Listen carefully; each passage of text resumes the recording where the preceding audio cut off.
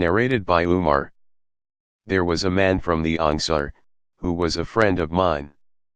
If he was not present in the company of Allah's Messenger peace be upon him, I used to be present with Allah's Messenger peace be upon him.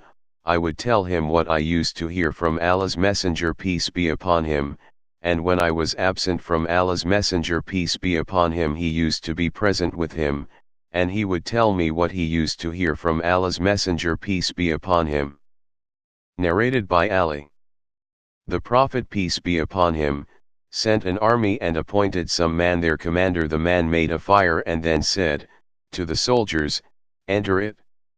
Some of them intended to enter it, while some others said, "We have run away from it," means embraced Islam to save ourselves from the fire.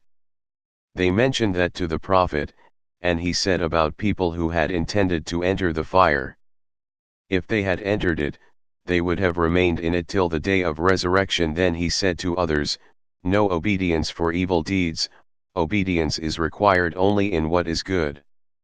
Narrated by Abu Hurairah and Zayd bin Khalid. Two men sued each other before the Prophet. Narrated by Abu Hurairah.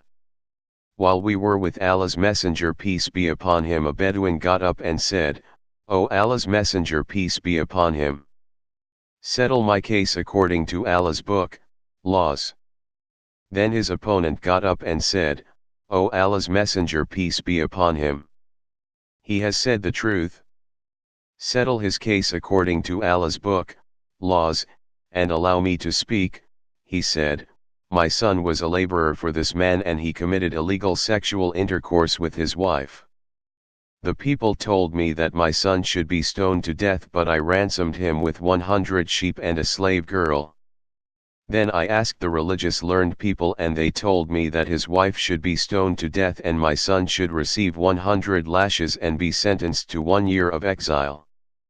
The Prophet peace be upon him said, "By him in whose hands my life is, I will judge between you according to Allah's book, laws. As for the slave girl and the sheep, they are to be returned, and as for your son, he shall receive 100 lashes and will be exiled for 1 year.